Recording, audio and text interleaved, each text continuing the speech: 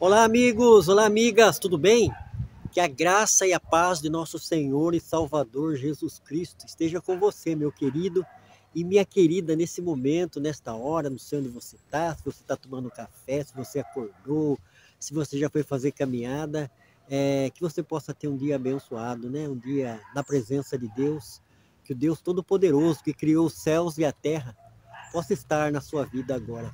Esse vídeo eu estou fazendo aqui, ele é a continuação da minha mensagem, da minha colocação, do meu estudo que eu fiz domingo no café, a respeito de batalha espiritual. É isso mesmo. Então esse vídeo vai ser o vídeo, a batalha espiritual, parte 2. É isso mesmo. Lá na primeira parte eu falei sobre o que é batalha espiritual, né? Usei o texto de Efésios capítulo 6, versículo 12, onde fala que a nossa luta não é contra a carne nem contra o sangue, mas contra os principados, contra as potestades, né? Contra os seres espirituais da maldade. Então, nesse vídeo aqui de hoje, eu vou estar relatando um pouco dos meus testemunhos, das experiências que eu tenho tido, né? Tenho vivenciado na minha vida, porque a gente, além de falar alguma coisa, de explicar, de trazer uma pedagogia, o cristianismo ele funciona também como praticidade de vida, realidade, né? Não são meras palavras, né? Então, eu que venho de uma vida totalmente destruída, de uma vida assim na mão do inimigo, né? Houve uma batalha espiritual na minha vida para que eu fosse liberto, né? De toda aquela vida passada, tanto familiar, né? De envolvimentos com droga, com vida promíscua. Então, eu carrego na minha vida muitas experiências, né? Não são muitas, mas são experiências que eu acredito que vai edificar a sua vida agora, nesse momento. Você que está assistindo esse vídeo aí, né? Você que parou para prestar atenção nesse vídeo. Então, em Atos capítulo 1, versículo 8, está escrito assim: mas recebereis poder ao descer sobre vós o Espírito Santo, e serão minhas testemunhas. Então nós somos testemunhas, o cristão é testemunha de Cristo, não de uma religião, de uma denominação, de uma instituição religiosa. Nós testemunhamos e testificamos de Jesus, da ação de Jesus, da ação do Espírito Santo, da ação da palavra de Deus em nossas vidas. Então eu quero relatar aqui um testemunho na minha vida, né? Que Deus ele entrou com poder glorioso na minha vida. Então eu frequentei uma igreja na cidade de Votorantim. Bastante gente que me segue, me acompanha já sabe, né? A igreja, eu não vou dar o nome da igreja e nem o nome da pessoa que dirigia lá, mas bastante gente já sabe, né? Então eu comecei a frequentar aquela igreja ali no ano de 1994 e tive uma experiência sobrenatural com Deus.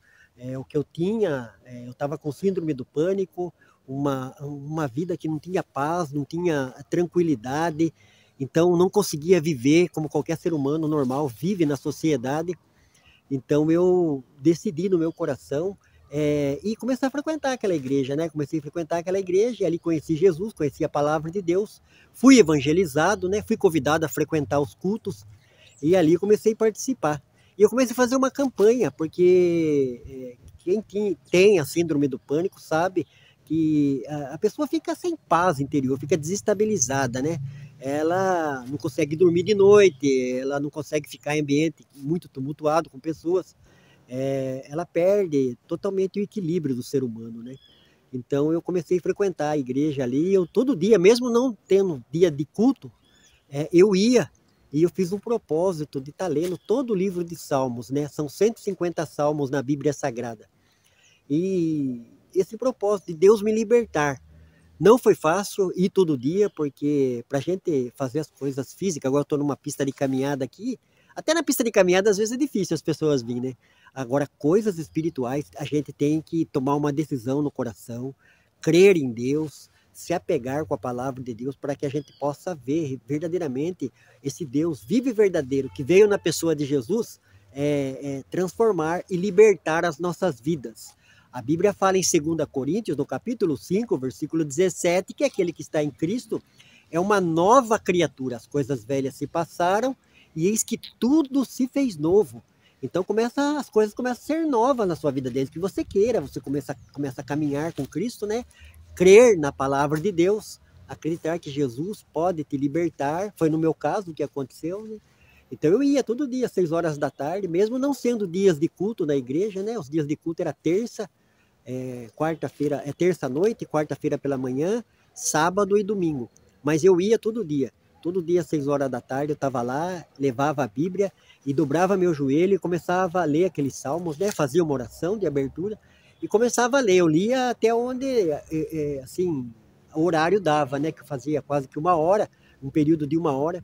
Então não foi fácil, foi difícil, mas aquilo que eu decidi, coloquei no meu coração que eu queria estar liberto daquela situação difícil, aquela situação opressora que me deixava viver.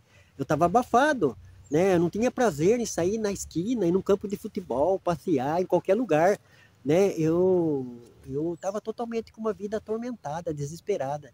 Então eu comecei a frequentar ali, comecei a fazer essa campanha e comecei a ler os Salmos, né? O livro de Salmos, 150 Salmos, e hoje eu estou aqui, né, para falar para você que aquilo que eu fiz, que eu decidi, que eu coloquei no meu coração, Deus respondeu a essa oração, esse clamor, né? A Bíblia fala em 1 João, capítulo 3, versículo 8, parte B, está escrito assim: para isto se manifestou o Filho de Deus, para desfazer as obras do diabo. Então, na minha vida tinha uma obra grande do diabo. O diabo oprimia a minha alma, oprimia a minha vida, a minha maneira de ser, né? Roubou tudo aquilo que eu tinha na minha vida, que era paz, alegria de viver. Então, mas Jesus me devolveu, né? A Bíblia fala que Jesus é o nosso Salvador e Senhor. E onde Jesus entra como Senhor, qualquer senhor que esteja ali, seja o diabo, seja o pecado, seja uma vida de derrota, tem que sair. A Bíblia fala assim que maior é o que está em nós do que o que está no mundo. Jesus Cristo é maior. Jesus Cristo é o verbo de Deus. Jesus Cristo é o Filho de Deus que manifestou, como foi falado o texto bíblico, né? Para desfazer as obras do diabo. Então, você deve tomar posse. Você que está aí, já indo, buscando a Deus, não sei que igreja você está indo, não sei se você crê em Deus. Essa palavra eu estou trazendo aqui como testemunho de libertação. Eu fui liberto pelo poder que há no nome de Jesus. Eu fui liberto por Jesus. Ele entrou na minha vida, entrou no meu coração, entrou na minha alma, fez de mim uma nova criatura. Porque é isso que Jesus faz. A função de Jesus é essa, é nos reconciliar com Deus através do seu senhorio, perdoar os nossos pecados através do sangue dele, o sangue puro de Jesus, sangue carmesim, né, como fala o hino. Então, a gente que acredita em tantas coisas, né? As pessoas acreditam em loteria, acreditam em time de futebol, acreditam em político. Por que você não acredita em Jesus, que ele é o Filho de Deus? Está escrito na palavra de Deus, João capítulo 3, versículo 16. Para isto se manifestou o Filho de Deus, Jesus, para desfazer as obras do diabo. Aonde tiver obra do diabo, vai ter que ser liberto, vai ter que ser livre. Se, pois, o Filho vos libertar, verdadeiramente sereis livres. Hoje eu estou aqui na rede, né, na rede que eu prego a palavra de Deus, trago o ensinamento, testifico através de missão, propósito e valores a obra do Evangelho, o poder de Deus que há na proclamação do Evangelho. Quando a gente está proclamando, falando do Evangelho, pregando o Evangelho, a pessoa que crê e acredita neste Evangelho, ela pode receber o poder de Deus e ser transformada. Eu estou aqui como testemunha, como eu li lá em Atos capítulo 1, versículo 8. Mas recebereis poder ao descer sobre vós o Espírito Santo e serão minhas testemunhas. Eu tenho alguns mais outros testemunhos, que vídeo, assim, na internet, a gente tem que fazer vídeo rápido, né? Que as pessoas têm vidas tão ocupadas, né? O ser humano se ocupa com tudo, menos com as coisas de Deus, né?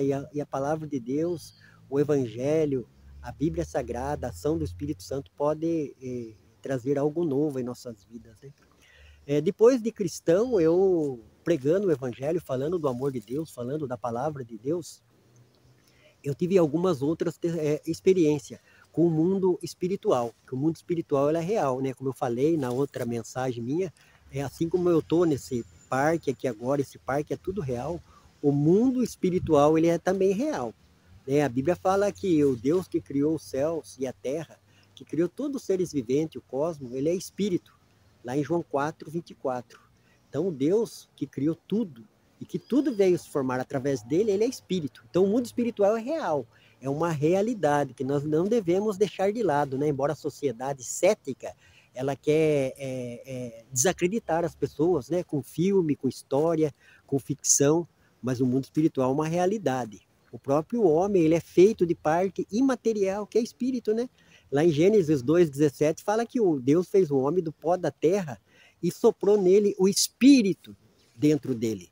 Então, a parte imaterial nossa, ela é feita, né, do pó da terra, e a parte imaterial que todo ser humano tem, como está relatado em Gênesis capítulo 2, versículo 7, que Deus soprou o fôlego de vida dentro desse homem que ele fez. Então nós estamos aqui, nós existimos, né? É uma realidade, a existência, né? A gente olha, existe algo, né? Então nós existimos. Nós viemos a existir a partir desse Deus que é espírito. Então a Bíblia relata, né, essa parte do homem espiritual em todo o Velho Testamento e todo o Novo Testamento. Então a gente precisa crer, acreditar na palavra de Deus, tomar cuidado. Eu sou um pesquisador da Bíblia Sagrada, né, um palestrante. Eu sei que as pessoas banalizam muito o meio religioso, o meio evangélico está muito banalizado, com sincretismo religioso. Por isso que nós devemos ler, o ser humano tem que tomar ciência através de leitura, estudo e dedicação na palavra de Deus. O Novo Testamento, os evangelhos, né, as epístolas de Paulo, as epístolas pastorais, as epístolas gerais que fala, né? O Velho Testamento como história, exemplos de fé, a gente deve ler, meditar para que a gente possa aprender, né? As pessoas costumam chamar os crentes de crentes bereanos, e se você não saiba, aprenda. O crente bereano é aquele que acompanha tudo aquilo que é pregado e ensinado na sua igreja, na sociedade, na internet. É no livro de Atos dos Apóstolos. A gente vê que o crente bereano é aquele que medita, aquele que lê, aquele que estuda, aquele que examina. A gente deve examinar, né? Todo tipo de ensinamento a respeito de Deus, a respeito da sua palavra, a respeito de contribuição nas igrejas, né? Quanto escândalo, quantas pessoas falando mal, né, do evangelho. O evangelho continua o mesmo. Quem muda é o homem. Eu costumo dizer que Deus, e é um ensinamento, Deus ele é imutável, Deus não muda. Quem tem que mudar é a gente. O evangelho, a palavra de Deus, Jesus, o Espírito Santo, o Pai, eles são o mesmo, eles não mudam. Quem muda é a gente. Então a gente deve examinar o testemunho, examinar a conduta daquela pessoa que está pregando, ensinando o evangelho, mesmo que seja um pastor, um líder, título.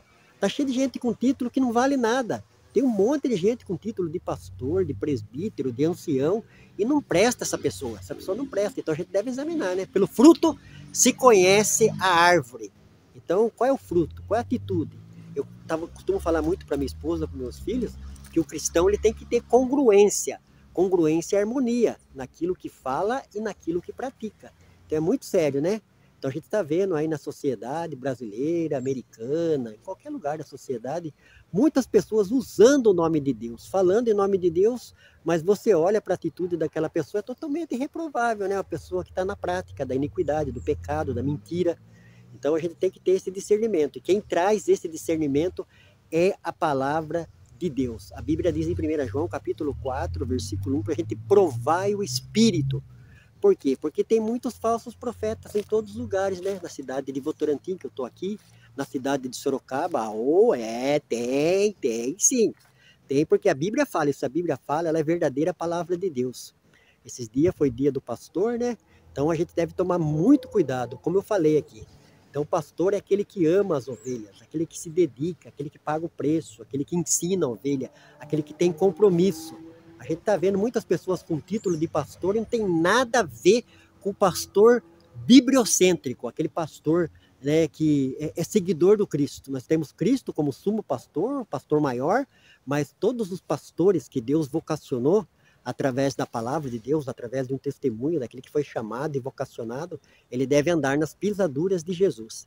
Então examine isso. É bom a gente receber um estudo, uma direção, né? Um embasamento, mas é melhor ainda você examinar a conduta, a referência, né? A atitude, a índole daquele que está pregando, que está ensinando e está conduzindo o povo. Eu vou encerrando aqui, que a hora passa boa, né? Já foi 14 minutos, mas eu vou contar mais outro testemunho. Esse aqui é para edificar a sua vida. A palavra de Deus, ela nos edifica como conhecimento, como aplicação. Então eu estava saindo outro dia da minha casa, num sábado, estava saindo de bermuda, eu uso bermudão, né? Eu tô de calça aqui agora porque tá frio, mas eu uso bermuda. Bermudão comprido, né? Não bermuda, essas calças, esses shorts coladinhos que tem de jogador. Né? Mas não tenho nada contra quem usa shorts também. Então eu tava saindo no sábado e daí com uma bolsa nas costas, né? E daí um homem bateu na minha porta, lá um senhor de uma igreja desse pessoal, que é bem arraigado em uso e costume, né? Nada contra essas igrejas. Mas ele correu lá chamar que a filha dele estava endemoniada, possessa, lá na sala da casa dele. Aí eu peguei, tirei a mochila das costas, fui lá e subi, né? No que eu cheguei lá, a moça estava sentada no chão, cabeluda assim, toda... Começou já a falar comigo, não sei o que tem, falou que não queria a minha presença ali. Eu falei, ó, eu, sinceramente, eu não faço disso regra, eu faço disso aplicação para a minha vida. Eu não converso com pessoas endemoniadas. O que que eu vou conversar com pessoas endemoniadas? Fale para mim. A Bíblia fala em João 8,44 que o diabo é o pai da mentira. Então o que que um demônio, o que que um capeta, o que um capiroto, uma pessoa que está possessa vai falar? Não tem nada para falar, só vai falar abobrinha. Né? Começou a falar que ia destruir a vida dela. Essa é a função do diabo, né? Acabar com a vida das pessoas. Então eu já pedi uma Bíblia para o Senhor, falei, pega uma Bíblia para mim lá, eu não estava com Bíblia, né? Ele pegou a Bíblia, eu abri nesse texto que eu gosto muito, né? Não é o texto, mas é o que está escrito no texto que eu se aproprio e creio e acredito. 1 João, capítulo 3, versículo 8, fala assim que para isso se manifestou o Filho de Deus, para desfazer. Então Jesus manifesta onde tem trevas, onde tem tribulação, angústia. Jesus como Filho de Deus, como Deus que tem onipresença, ele manifesta em qualquer lugar. Mas da onde tem o poder das trevas, se você está ali, houve um propósito, aconteceu qualquer situação que você esteja ali naquele lugar, seja uma casa, de uma família, em qualquer lugar. Então, você como luz do mundo, como sal da terra, como aquele que porta a palavra de Deus, tem autoridade. A gente tem autoridade, e essa autoridade não é nossa, ela é otorgada por Deus no nome de Jesus. Então eu comecei a orar, eu fiz uma oração, né? Eu orei, repreendi, o demônio falou que ia destruir a vida daquela mulher, lá eu falei, eu não quero saber, eu tô aqui, fui chamado por esse casal aqui, né, de pessoas que frequentam uma igreja, né? Olha, frequentar a igreja não quer dizer nada, tem muita gente que frequenta a igreja, né? Tem aquele dito que fala assim, ó, eu não me torno um carro, um automóvel, porque eu frequento uma mecânica. Eu não torno um lanche, um cachorrão, porque eu frequento uma lanchonete. Não, eu me torno cristão porque eu pratico a palavra de Deus. Então a gente deve praticar, tomar posse da palavra de Deus, né? Porque tem muita gente que frequenta a igreja. Frequentar a igreja não quer dizer nada, é bom. A gente está num culto, reunido ali para louvar, para adorar a Deus. Mas tem pessoas que é mera frequentadoras de culto. E isso Deus não quer, é uma obra morta isso daí, porque a palavra de Deus é viva, nós servimos um Deus vivo e verdadeiro, um Deus que nos liberta. Foi o Deus que libertou a minha vida. Então eu fiz oração por aquela mulher lá e o demônio saiu em nome de Jesus, nome que é sobre todo nome. Essa e muitas outras que em alguns outros vídeos com certeza eu vou estar relatando, porque isso é uma verdade na minha vida, né? Ninguém pode tirar isso de mim. Pode tirar o que quiser da gente, mas o conhecimento e a experiência que a gente tem, ninguém tira. Então eu tenho visto na minha vida, né, assim, a manifestação de Deus, do poder de Deus. E muitas das vezes tem sido para libertar as pessoas dos amarrios, né, de Satanás, das algemas de Satanás. Guarde esse texto bíblico, Efésios capítulo 6, do versículo 10 ao versículo 20. E 1 João capítulo 3, versículo 8, parte B. Jesus se manifestou para nos libertar, nos curar e nos transformar, nos dar uma vida nova. Além de vida nova nesse planeta, nos dá a vida eterna. Que Deus abençoe ricamente você, a sua casa e a sua família. Que você possa meditar em tudo que foi falado aqui. Porque veio de experiência da minha vida, de conhecimento de Deus, da palavra de Deus e de experiência de alguém que teve um encontro com Jesus. Deus abençoe. Fique com Deus. Um beijo no coração do Jefferson Noronha para você, meu amigo e minha amiga.